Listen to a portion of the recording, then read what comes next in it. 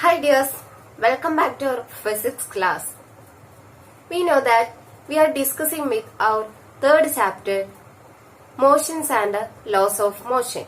We already discussed three topics in this chapter, that is motion and unbalanced external force, observations of Galileo and Newton's first law of motion. In Newton's first law of motion, we are familiar with a new term, that is inertia. What is inertia? Inertia is the inability of an object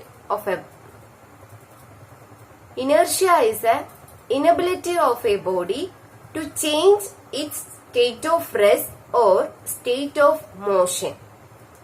അതായത് simple ആയിട്ട് പറയുകയാണെങ്കിൽ ഒരു object അല്ലെങ്കിൽ ഒരു ബോഡിക്ക് അതിന്റെ നിൽക്കുന്ന സ്റ്റേറ്റിൽ നിന്ന് ഏത് സ്റ്റേറ്റിലാണോ നിൽക്കുന്നത് ആ സ്റ്റേറ്റ് ചേഞ്ച് ചെയ്യാനുള്ള ഒരു മടി അല്ലെ ഇനബിലിറ്റിയാണ് ഇനർഷ്യ. നമ്മള് ഇനർഷ്യനെ ഇൻഫ്ലുവൻസ് ചെയ്യുന്ന ഒരു ഫാക്ടറാണ് ഡിസ്കസ് ചെയ്യാൻ പോകുന്നത്. അതായത് ഇനർഷ്യയും മാസും തമ്മിലുള്ള റിലേഷനാണ് നമ്മൾ ഡിസ്കസ് ചെയ്യാൻ പോകുന്നത്. ഓക്കെ, റോഡിലൂടെ പോകുന്ന സമയത്ത് കണ്ടിട്ടുണ്ടാവും എന്താണ് ഹെവി ലോഡ് ആയിട്ട് പോകുന്ന വെഹിക്കിൾസ്, ലോറി പോലുള്ള വെഹിക്കിൾസ് എന്ത് ചെയ്യും, ഈ കർവുകളിൽ എത്തിക്കഴിഞ്ഞാൽ റോഡിന്റെ എന്താ പറയാ വളഞ്ഞ ഭാഗങ്ങൾ അല്ലെ വളവുകളിലൊക്കെ എത്തിക്കഴിഞ്ഞാൽ അത് പതുക്കെയാണ് ആ വളവ് ടേൺ ചെയ്തു പോവുള്ളൂ അല്ലെ. നിങ്ങൾ കണ്ടിട്ടുണ്ടല്ലോ. എന്താ അത് സ്പീഡിൽ പോയി കഴിഞ്ഞാൽ എന്താണ് അത് ആ കർവ് ടേൺ ചെയ്യുന്ന സമയത്ത് എന്ത് ചെയ്യും, അത് മറിഞ്ഞു പോവും, ആക്സിഡന്റ് ഉണ്ടാവും അല്ലെ. അപ്പൊ ഇത് ഒഴിവാക്കാൻ വേണ്ടിയിട്ടാണ് എന്ത് ഈ ഹെവി ലോഡഡ് ആയിട്ടുള്ള വെഹിക്കിൾസ് കർവുകൾ ടേൺ ചെയ്യുന്ന സമയത്ത് സ്ലോയില് മൂവ് ചെയ്യുന്നത്. ഓക്കെ, ഇനി ഇത് ഈ ഒരു സിറ്റുവേഷൻ നിങ്ങളുടെ മനസ്സിൽ ഉണ്ടായിരിക്കണം. നെക്സ്റ്റ് മിസ് വേറൊരു സിറ്റുവേഷൻ പറയാം. നമ്മള് ഡ്രം ഉണ്ടല്ലോ, ഈ ഡ്രം നമ്മള് ഒന്നും എംപ്റ്റി ആയിട്ടുള്ള ഡ്രം നമുക്ക് തള്ളി നീക്കാനാണോ, ഇനി ഡ്രമ്മിനകത്ത് നമ്മൾ കുറച്ച് എന്തെങ്കിലും മണ്ണോ എന്തെങ്കിലും നിറച്ചിട്ട് നമ്മൾ തള്ളുകയാണെങ്കിൽ അതാണോ നമുക്ക് കൂടുതൽ എളുപ്പമായിട്ടുള്ളത്? എംപ്റ്റി ആയിട്ടുള്ള ഡ്രം തള്ളി നീക്കാനല്ലേ നമുക്ക് എളുപ്പം. അതായത് അതിനകത്ത് എന്തെങ്കിലും നിറച്ചിട്ടുണ്ടെങ്കിൽ അതിന്റെ വെയിറ്റ് കൂടും അല്ലെ. അപ്പൊ നമുക്ക് തള്ളി നീക്കാൻ എന്താണ് പ്രയാസമാണ് അല്ലെ. അപ്പൊ എന്താണ്, ഇപ്പോ റെസ്റ്റിലാണ് ഡ്രം ഇരിക്കുന്നതെങ്കിൽ അതിനെ മൂവ് ചെയ്യിക്കാൻ നമുക്ക് എന്താണ് പ്രയാസാണ്. അതായത് ഇവിടെ എന്താണ് സംഭവിച്ചത്, ഹെവി ലോഡഡ് വെഹിക്കിൾസ് എന്ന് പറഞ്ഞാല് അവിടെ അതിന്റെ മാസ് കൂടുതലാണ്. അതുപോലെ തന്നെ ഒരു ഫിൽഡ് ഡ്രമ്മിനെ നമുക്ക് റോൾ ചെയ്യാനും ഡിഫിക്കൽറ്റിയാണ് അല്ലെ, പ്രയാസാണ്. അപ്പോ ഈ രണ്ട് കേസിലും എന്താണ്, ഹെവി ലോഡ് വെഹിക്കിൾസ് ആയാലും ഫിൽഡ് ഡ്രം ആയാലും ഇതിന്റെ മാസ് ഇവിടെ കൂടുതലാണ് അല്ലെ. അപ്പൊ ഈ മാസ് കൂടിയപ്പോ ഇതിന്റെ സ്റ്റേറ്റ് ചേഞ്ച് ചെയ്യാനും നമുക്ക് എന്തായി പ്രയാസായി. അതായത് ഈ സ്റ്റേറ്റ് ചേഞ്ച് ചെയ്യാനുള്ള ഇനബിലിറ്റിനെ നമ്മൾ എന്താ പറയുന്നത്, ഇനേർഷ്യ എന്നാണ് പറഞ്ഞത് അല്ലെ. അതായത് മാസ് കൂടി കഴിഞ്ഞപ്പോ ഇവിടെ ഇനേർഷ്യയും എന്തായി കൂടി. മനസ്സിലായോ? മാസ് കൂടി കഴിഞ്ഞപ്പോ നമുക്കതിനെ തള്ളി നീക്കാൻ കൂടുതൽ ഡിഫിക്കൽറ്റി ആയി. ഡിഫിക്കൽറ്റി എന്ന് പറഞ്ഞു കഴിഞ്ഞാല് ആ ഒരു ഒബ്ജക്റ്റിന് ആ സ്റ്റേറ്റിൽ നിന്ന് മാറാനുള്ള ഇനബിലിറ്റി കൂടുതലാണ് അവിടെ കാണിക്കുന്നത് അല്ലെ. ആ ഒരു സ്റ്റേറ്റ് ചേഞ്ച് ചെയ്യുമ്പോഴുള്ള ഡിഫിക്കൽറ്റിയാണ് അവിടെ കാണിക്കുന്നത്. അതായത് അതിനെ നമ്മൾ എന്താ വിളിച്ചത്, ഇനേർഷ്യ എന്നാണ് വിളിച്ചത്.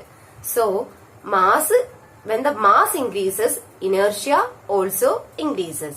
So the inertia and mass are directly proportional. Directly proportional എന്ന് പറഞ്ഞു കഴിഞ്ഞാൽ എന്താണ്, ഒരു ക്വാണ്ടിറ്റി ഇൻക്രീസ് ചെയ്യുന്നതിനനുസരിച്ച് അതുമായി റിലേറ്റ് ചെയ്ത നെക്സ്റ്റ് ക്വാണ്ടിറ്റിയും ഇൻക്രീസ് ചെയ്യണം. ഇനി ഒരു ക്വാണ്ടിറ്റി ഡിക്രീസ് ചെയ്യുകയാണെങ്കിൽ അതുമായി റിലേറ്റ് ചെയ്ത ആ ക്വാണ്ടിറ്റി ഡിക്രീസ് ചെയ്യണം. അതാണ് നമ്മള് ഡയറക്ട്ലി പ്രൊപ്പോർഷണൽ എന്ന് പറഞ്ഞു കഴിഞ്ഞാൽ. So when the mass increases, inertia also increases, that is inability to change its state also increases. Okay, next നമ്മൾ വേറൊരു ടേമിലേക്കാവും പോകുന്നത്. അതിന് വീണ്ടും ഒരു എക്സാമ്പിൾ ആണ് പറഞ്ഞിട്ടുള്ളത്. അതായത് 58.5 ഗ്രാം വെയിറ്റ് ഉള്ള ഒരു ടെന്നീസ് ബോളും അതുപോലെ 163 ഗ്രാം വെയിറ്റ് ഉള്ള ഒരു ക്രിക്കറ്റ് ബോളും ഒരു ക്രിക്കറ്റ് ബാറ്റ് യൂസ് ചെയ്തിട്ട് അടിച്ചു തെറിപ്പിച്ചു. അപ്പൊ തെറിപ്പിച്ച് ചെയ്തപ്പോ അത് രണ്ടും സെയിം ഡിസ്റ്റൻസില് ഒരു സ്ഥലത്ത് എത്തിക്കഴിഞ്ഞപ്പോൾ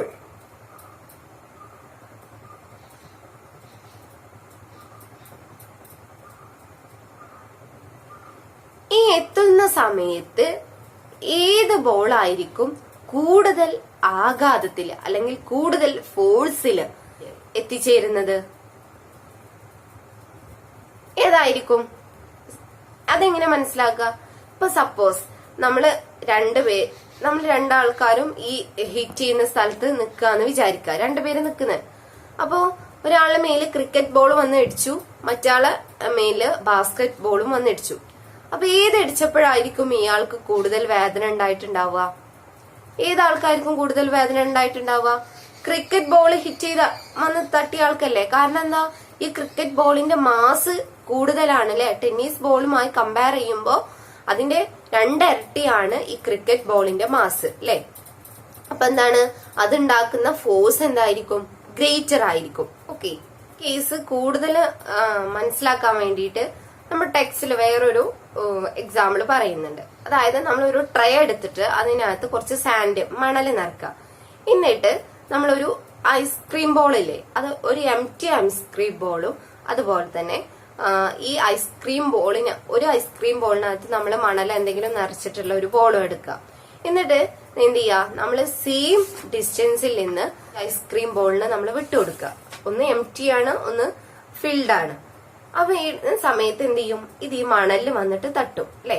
അപ്പൊ ഒരു കുഴി പോലെ ഉണ്ടാവുമല്ലോ മണലിൽ എന്തെങ്കിലും ഒരു സാധനം വന്ന് തട്ടിക്കഴിഞ്ഞാല്. അപ്പൊ ഏത്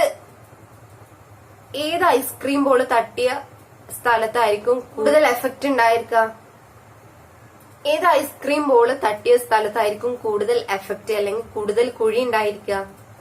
യെസ്, എന്താണ്? ഫിൽഡ് ഐസ്ക്രീം ബോളിന്റെ കേസിലാണ് അല്ലേ ഉണ്ടായിരിക്കുക. അപ്പൊ നിങ്ങൾ വീട്ടിൽ നിന്ന് ഒരു ട്രേ എടുക്കുക, അതിനകത്ത് കുറച്ച് സാൻഡ് നിറക്കുക.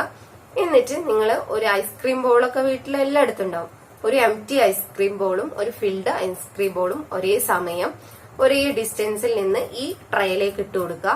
അപ്പൊ എവിടെയാണ് കൂടുതൽ കുഴി ഉണ്ടായിട്ടുള്ളത് എന്ന് നിങ്ങൾ ഒബ്സർവ് ചെയ്യാം. ഓക്കെ, ഫിൽഡ് ഐസ്ക്രീം ബോളാണ് ഡീപ്പർ പിറ്റ് അല്ലെ, കുഴി ഉണ്ടാക്കിയത്. എന്തുകൊണ്ടാണ് അങ്ങനെ വരാൻ കാരണം? ആ ഫിൽഡ് ഐസ്ക്രീം ബോളിന്റെ മാസ് ആണ് കൂടുതല്, എംപ്റ്റി ബോളിന്റെ മാസ് എന്താണ്? ലോവർ ആണ് അല്ലേ. ഇനി നെക്സ്റ്റ് നമ്മളൊരു ബുള്ളറ്റ് എന്ത് ചെയ്യാണ്? ഒരു ഗണ്ണ് യൂസ് ചെയ്തിട്ട് ഒരു ബുള്ളറ്റിനെ നമ്മൾ ഒരു ടാർഗറ്റിൽ ചെന്ന് ഇടിപ്പിക്കാണ്. ഓക്കെ, അപ്പൊ നമുക്കറിയാം ഈ ബുള്ളറ്റ് വന്ന് പതിക്കുന്ന സ്ഥലത്ത് എന്താണ്? ആകെ ചിന്നിച്ചിതറും. അതേസമയം നമ്മള് ഈ ബുള്ളറ്റിന് എന്ത് ചെയ്യാണ്? നമ്മൾ എന്ത് ചെയ്തു? വെറുതെ നമ്മളെ ഹാൻഡ് യൂസ് ചെയ്തിട്ട് ആ ഒരു ടാർഗറ്റിലേക്ക് എറിഞ്ഞു വിചാരിക്കുക. അപ്പൊ അത്ര തന്നെ എന്തുണ്ടാവില്ല? അവിടെ ആ ഒരു എഫക്റ്റ് ഉണ്ടാവുന്നില്ല അല്ലെ. അപ്പൊ ഈ എന്തുകൊണ്ടാണ് ഈ ഗണ്ണിൽ നിന്ന് പോകുന്ന ബുള്ളറ്റ് ഇത്രയും എഫക്റ്റ് ഉണ്ടാക്കിയത്? Yes, it is due to greater velocity. അതായത് ഈ ഗണ്ണിൽ നിന്ന് പോകുന്ന ബുള്ളറ്റിന്റെ വെലോസിറ്റി എന്താണ്? കൂടുതലാണ്. നമ്മളെ ഹാൻഡിൽ നിന്ന് പോകുന്ന അല്ലെങ്കിൽ വെലോസിറ്റി സ്പീഡ് എന്ന് മനസ്സിലാക്കി വെക്കുക. ശരിക്കും വെലോസിറ്റി എന്ന് പറഞ്ഞു കഴിഞ്ഞാൽ ഡിസ്പ്ലേസ്മെന്റ് ബൈ ടൈം ആണ്. അപ്പൊ മനസ്സിലാവാൻ വേണ്ടിയിട്ട് സ്പീഡ് എന്ന് മനസ്സിലാക്കി വെക്കുക. പക്ഷെ നമ്മൾ അതേസമയം നമ്മുടെ ഹാൻഡ് കൊണ്ടാണ് ഈ ബുള്ളറ്റ് എറിയുന്നതെങ്കിൽ അത്ര തന്നെ എഫക്റ്റ് ഉണ്ടാവുന്നില്ല. അതായത് വെലോസിറ്റി അല്ലെ, അതായത് സ്പീഡ് അവിടെ കുറവാണ്. ഓക്കെ, അപ്പൊ ഫസ്റ്റ് കേസിൽ നമ്മള് കൂടുതൽ എഫക്റ്റ് ഉണ്ടാക്കിയത് എന്താ പറഞ്ഞത്? മാസ് കൂടിയപ്പോ അവിടെ കൂടുതൽ എഫക്റ്റ് ഉണ്ടാക്കി എന്ന് പറഞ്ഞു. രണ്ടാമത്തെ കേസിൽ നമ്മൾ ബുള്ളറ്റ് ഫയർ ചെയ്യുന്നത് നമ്മൾ പറഞ്ഞു. അപ്പൊ ഗണ്ണ് യൂസ് ചെയ്തപ്പോഴാണ് കൂടുതൽ വെലോസിറ്റി അല്ലെങ്കിൽ സ്പീഡ് ഉണ്ടായത് അല്ലെ. അപ്പോ വേറൊരു ഫാക്ടർ എന്ന് പറയുന്നത് വെലോസിറ്റി ആയിരുന്നു അല്ലെ. സോ നമ്മുടെ ഫോഴ്സിന്റെ ഇമ്പാക്ട് അല്ലെ, അതായത് ആ ഒരു എഫക്റ്റ് കൂടുന്നത് 2 കേസിലാണെന്ന് പറഞ്ഞു. ഒന്ന് മാസ് ഇൻക്രീസ് ചെയ്തപ്പോഴും അതുപോലെ വെലോസിറ്റി ഇൻക്രീസ് ചെയ്തപ്പോഴും. ഇനി ഇതൊന്നും കൂടി മനസ്സിലാവാൻ വേണ്ടിയിട്ട് വേറൊരു എക്സാമ്പിൾ നമ്മുടെ ടെക്സ്റ്റിൽ പറയുന്നുണ്ട്. അതായത് ഇപ്പൊ നമ്മൾ tray, sand, ice cream ball use ചെയ്തിട്ട് ഒരു എക്സ്പെരിമെന്റ് ചെയ്തില്ലേ, അത് നമ്മളോട് ഡിഫറെന്റ് ഹൈറ്റിൽ നിന്ന് ചെയ്യാനാണ് പറയുന്നത്. അതായത് ഹൈറ്റ് കൂടി കൂടി വരുന്നതിനനുസരിച്ച് ഈ ഒരു സാൻഡ് ഉണ്ടാക്കുന്ന പിറ്റിന്റെ ഡെപ്ത് എന്ത് ചെയ്യും, കൂടിക്കൂടി വരും, അല്ലെങ്കിൽ ഇമ്പാക്ട് കൂടിക്കൂടി വരും. അതായത് ആ മണലിൽ കൂടുതൽ കുഴി ഉണ്ടാവും മീൻ ചെയ്യാം. ഓക്കെ, അതുപോലെ തന്നെ ഇപ്പൊ നമ്മള് ഗണ്ണിന്റെ കേസ് പറഞ്ഞപ്പോൾ ഗണ്ണിൽ നിന്നുള്ള ബുള്ളറ്റ് ആണ് കൂടുതൽ ഇമ്പാക്ട് അല്ലെങ്കിൽ എഫക്ട് ഉണ്ടാക്കിയത്. നമ്മളെ ഹാൻഡ് യൂസ് ചെയ്തപ്പോ ഇമ്പാക്ട് കുറവായിരുന്നു അല്ലെ. അതായത് വെലോസിറ്റി കൂടിയപ്പോഴും ഫോഴ്സിന്റെ ഇമ്പാക്ട് അവിടെ കൂടിയിട്ടുണ്ട്. അതുപോലെ മാസ് കൂടിയപ്പോഴും ഫോഴ്സിന്റെ ഇമ്പാക്ട് അവിടെ കൂടിയിട്ടുണ്ട്. ഇങ്ങനെ ഒരു മൂവിംഗ് ബോഡിയുടെ മാസും അതുപോലെ തന്നെ അതിന്റെ വെലോസിറ്റിയും കൂടിക്കഴിഞ്ഞാൽ അത് ഉണ്ടാക്കുന്ന ഇമ്പാക്റ്റും കൂടും എന്ന് നമ്മളിപ്പോ മനസ്സിലാക്കി. ഈ ഒരു പ്രോപ്പർട്ടീനെയാണ് നമ്മൾ മൊമെന്റം എന്ന് പറയുന്നത്. എന്താണ് മൊമെന്റം? ഓക്കെ, അങ്ങനെയാണെങ്കിൽ മൊമെന്റം എന്ന് പറഞ്ഞാൽ എന്തായിരിക്കും? Yes, the product of mass and velocity is called momentum. അപ്പൊ നമ്മൾ മൊമെന്റം കാൽക്കുലേറ്റ് ചെയ്യുന്നത് എങ്ങനെയാണ്?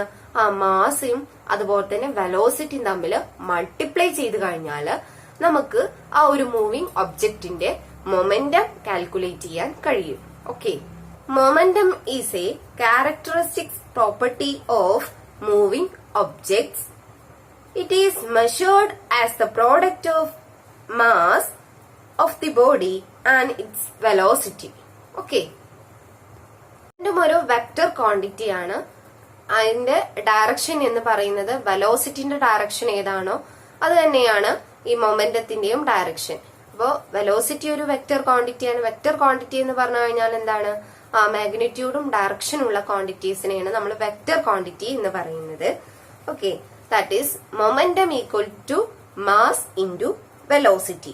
മൊമെന്റത്തിന്റെ യൂണിറ്റ് എന്തായിരിക്കും? മാസിന്റെ യൂണിറ്റ് ഇൻറ്റു വെലോസിറ്റിന്റെ യൂണിറ്റ് അല്ലെ. മാസിന്റെ യൂണിറ്റ് എന്താണ്? kg ആണ് അല്ലെ. kg ആണ് SI unit of mass. Then kg into വെലോസിറ്റിന്റെ യൂണിറ്റ് മീറ്റർ പെർ സെക്കൻഡ് ആണ്. ഓക്കെ, അപ്പോ മൊമെന്റത്തിന്റെ യൂണിറ്റ് എന്ന് പറയുന്നത് kg മീറ്റർ പെർ സെക്കൻഡ് എന്നാണ്. ഓക്കെ, എക്സാമിന് ചോദിക്കുക മൊമെന്റം കാൽക്കുലേറ്റ് ചെയ്യാനുള്ള പ്രോബ്ലംസ് ആണ് ചോദിക്കുക. അപ്പൊ അതുമായി ബന്ധപ്പെട്ട ഒരു പ്രോബ്ലം നമ്മുടെ ടെക്സ്റ്റിൽ കൊടുത്തിട്ടുണ്ട്. അത് മിസ് ഒന്ന് പറഞ്ഞു തരാം. First question, A car of 1000 kg moves with a velocity of 10 meter per second. On applying brake, it comes to rest in 5 seconds. Then what are its initial momentum and final momentum? Okay, അപ്പൊ ഇവിടെ എന്തൊക്കെ തന്നിട്ടുണ്ട്? കാറിന്റെ mass m is equal to 1000 kg and initial velocity u equal to എന്ത് തന്നിട്ടുണ്ട്? 10 meter per second. and ഈ car break ചെയ്ത് റെസ്റ്റിലേക്ക് വരുന്നു എന്ന് പറഞ്ഞു കഴിഞ്ഞാൽ ഫൈനൽ വെലോസിറ്റി എന്താണ്? 0 ആണ്. ഓക്കെ, എന്നിട്ട് നമ്മളോട് ഇനീഷ്യൽ മൊമെന്റും ഫൈനൽ മൊമെന്റും ആണ് കാൽക്കുലേറ്റ് ചെയ്യാൻ പറഞ്ഞിട്ടുള്ളത്. അപ്പൊ ഇനീഷ്യൽ മൊമെന്റം നമ്മൾ എങ്ങനെ കാൽക്കുലേറ്റ് ചെയ്യും? Initial momentum equals mass into initial velocity, that is 1000 kg into 10 meter per second equals 10,000 kg meter per second. And final momentum equals mass into final velocity, that is 1000 into final velocity 0. 1000 into 0 equals 0. So here we get initial momentum 10,000 kg meter per second and final momentum 0. Okay. Next question. A hockey ball of mass 200 gram hits on a hockey stick with a velocity 10 meter per second. Calculate the change in momentum if the ball bounces back on the same path with the same speed. അപ്പോ ഇവിടെ mass തന്നിട്ടുള്ളത് ഗ്രാമിലാണ്. First നമ്മൾ അതിനെ കിലോഗ്രാമിലേക്ക് convert ചെയ്യണം. പിന്നെ ഇവിടെ change in momentum ആണ് കണ്ടുപിടിക്കാൻ പറഞ്ഞിട്ടുള്ളത്. ചേഞ്ച് ഇൻ മൊമെന്റം എന്ന് പറഞ്ഞു കഴിഞ്ഞാൽ ചേഞ്ച് ഇൻ വെലോസിറ്റി എന്ന് പറഞ്ഞു കഴിഞ്ഞാൽ എന്താണ്? Final velocity minus initial velocity. അങ്ങനെയാണെങ്കിൽ ചേഞ്ച് ഇൻ മൊമെന്റം എന്ന് പറഞ്ഞു കഴിഞ്ഞാൽ എന്താണ്? Final momentum minus initial momentum.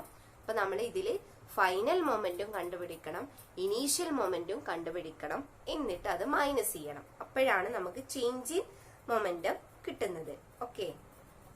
So here first we have to convert 200 gram into kilogram. So we get 200 divided by 1000 equals 0.2 kilogram. Okay. ഇപ്പൊ ഗ്രാമിനെ കിലോഗ്രാമിലേക്ക് convert ചെയ്യാൻ 1000 കൊണ്ട് divide ചെയ്യാം. Okay. Initial velocity 10 meter per second and final velocity minus 10 meter per second. അതായത് ഇത് same സ്പീഡിൽ തന്നെ തിരിച്ചു വരികയാണ് അല്ലെ, അതായത് ഓപ്പോസിറ്റ് ഡയറക്ഷനിലാണ് വരുന്നത് എന്ന് കാണിക്കാൻ വേണ്ടിയിട്ടാണ് നമ്മൾ മൈനസ് കൊടുത്തത്. ഓക്കെ. ഇവിടെ നമ്മളോട് കാൽക്കുലേറ്റ് ചെയ്യാൻ പറഞ്ഞിട്ടുള്ളത് ചേഞ്ച് ഇൻ മൊമെന്റം ആണ്. ചേഞ്ച് ഇൻ മൊമെന്റം കണ്ടുപിടിക്കണമെങ്കിൽ നമുക്ക് ആദ്യം ഇനീഷ്യൽ മൊമെന്റവും ഫൈനൽ മൊമെന്റും കണ്ടുപിടിക്കണം. എന്നിട്ട് ഫൈനൽ മൊമെന്റത്തിൽ നിന്ന് നമ്മൾ ഇനീഷ്യൽ മൊമെന്റം മൈനസ് ചെയ്യണം. So initial momentum equals m into u, that is 0.2 into 10 meter per second, that is 2 kg meter per second ആണ് initial momentum. Final momentum equals mv, that is 0.2 into minus 10, that is minus 2 kg meter per second. So change in momentum equals mv minus mu, that is minus 2 minus 2, that is minus 4. എങ്ങനെ minus 4 വന്നത്? Yes, രണ്ടിനും same ചിഹ്നാണെങ്കിൽ നമ്മൾ എന്ത് ചെയ്യുക, കൂട്ടിയിട്ട് രണ്ടിനെയും common ചിഹ്നം ഇട്ട് കൊടുക്കുക. അതായത് രണ്ടും 4 എന്ന് കിട്ടിയിട്ട് രണ്ടിനെയും സെയിം ചിഹ്നം മൈനസ് ഇട്ട് കൊടുക്കുക. So the change in momentum equals minus 4 kg meter per second. Next question. A loaded lorry of mass 12,000 kg moves with a velocity of 12 meter per second. Its velocity become 10 meter per second after 5 seconds. ഒരു ലോറിന്റെ mass 12,000 kg ആണ്. അത് move ചെയ്യുന്ന velocity 12 metre per second തന്നിട്ടുണ്ട്. 5 second കഴിഞ്ഞപ്പോൾ അതിന്റെ velocity 10 metre per second ആയി എന്നും പറഞ്ഞിട്ടുണ്ട്. അതായത് ഇനീഷ്യൽ വെലോസിറ്റി തന്നിട്ടുണ്ട്, ഫൈനൽ വെലോസിറ്റി തന്നിട്ടുണ്ട്. Then question, what is the initial momentum and what is the final momentum? ഇതിന്റെ ഇനീഷ്യൽ മൊമെന്റവും ഫൈനൽ മൊമെന്റവും കണ്ടുപിടിക്കണം. Then what is the change in momentum? Change in momentum എന്ന് പറഞ്ഞു കഴിഞ്ഞാൽ എന്താണ്? Final momentum minus initial momentum. Then what is the rate of change of momentum? Rate of change of momentum നമ്മൾ എങ്ങനെ കണ്ടുപിടിക്കുക? Yes, നമുക്കിവിടെ time തന്നിട്ടുണ്ട്. അപ്പൊ നമുക്ക് ചേഞ്ച് ഇൻ മൊമെന്റം കിട്ടിക്കഴിഞ്ഞാൽ ആ ചേഞ്ച് ഇൻ മൊമെന്റത്തിനെ നമ്മൾ എന്ത് ചെയ്യണം? 5 കൊണ്ട് ഡിവൈഡ് ചെയ്യണം. 5 സെക്കൻഡ് അല്ലേ തന്നിട്ടുള്ളത്, അതുകൊണ്ട് ഡിവൈഡ് ചെയ്യുക. അതാണ് rate of change of momentum. അപ്പൊ നമുക്കതൊന്ന് ചെയ്ത് നോക്കാം. First question initial momentum final momentum കാണാനാണ്. ഇനീഷ്യൽ മൊമെന്റ് എങ്ങനെ കാണും? Yes, mass into initial velocity, that is 12,000 into 12. We get 1,44,000 kg meter per second. Then final momentum equals mass into final velocity, that is 12,000 into 10. We get 1,20,000 kg meter per second. So change in momentum equals final momentum minus initial momentum, that is 1,20,000 minus 1,44,000. We get minus 24,000 kg meter per second. ഇങ്ങനെ -24 1000 കിട്ടിയത്? അതായത് ഇപ്പോ 1,20,000 ആണോ അതുപോലെ 1,44,000 ആണോ ചെറുത്? Yes, 1,20,000 ആണല്ലേ. അപ്പോൾ ചെറുതിൽ നിന്ന് നമ്മൾ ചെറിയ സംഖ്യയിൽ നിന്ന് വലിയ സംഖ്യ മൈനസ് ചെയ്യുന്ന സമയത്ത് നമ്മൾ എന്താ ചെയ്യുക? വലിയ സംഖ്യയിൽ നിന്ന് ചെറുത് മൈനസ് ചെയ്തിട്ട് വലിയ സംഖ്യന്റെ ചിഹ്നം ഇട്ട് കൊടുക്കുക. അപ്പൊ ഇവിടെ 1,44,000 സൈൻ എന്ന് പറയുന്നത് മൈനസ് ആണ്. അങ്ങനെയാണ് അതിനെ മൈനസ് ഇട്ട് കൊടുത്തത്. Okay, next question, what is the rate of change of momentum? Rate of change of momentum എങ്ങനെ കാൽക്കുലേറ്റ് ചെയ്യും? യെസ്, നമുക്ക് ടൈം തന്നിട്ടുണ്ട് അല്ലേ. അപ്പോൾ ആ ഒരു പെർട്ടിക്കുലർ ടൈം കൊണ്ട് നമ്മൾ ചേഞ്ച് ഇൻ മൊമെന്റത്തിനെ ഡിവൈഡ് ചെയ്യുക. So mv minus mu by t ആണ് rate of change of momentum. We get minus 24,000 divided by 5. We get minus 4,800 kg meter per second square. ഇങ്ങനെ സെക്കൻഡ് സ്ക്വയർ വന്നത് kg meter per second already മൊമെന്റത്തിന്റെ unit ആണ്. Then divided by time വന്നു അല്ലേ. ടൈമിന്റെ unit second ആണ്. So kg meter per second square. So നമ്മൾ ഇന്ന് ഡിസ്കസ് ചെയ്തത് എന്തായിരുന്നു? യെസ്, മാസും ഇനേർഷ്യയും തമ്മിലുള്ള റിലേഷൻ. അതായത് when the mass increases, inertia also increases. Next നമ്മളൊരു ന്യൂ ടേമിലേക്കാണ് വന്നത്, ദാറ്റ് ഈസ് മൊമെന്റം. മൊമെന്റം എന്ന് പറഞ്ഞു കഴിഞ്ഞാൽ ഒരു മൂവിംഗ് ഒബ്ജക്റ്റിന്റെ, മൂവിംഗ് ബോഡിയുടെ പ്രോപ്പർട്ടി ആണെന്ന് നമ്മൾ പറഞ്ഞു. അത് എന്ന് പറയുന്നത് product of mass and velocity ആണ്. വെലോസിറ്റിന്റെയും മാസിന്റെയും പ്രോഡക്റ്റിനെയാണ് നമ്മൾ മൊമെന്റം എന്ന് പറയുന്നത്.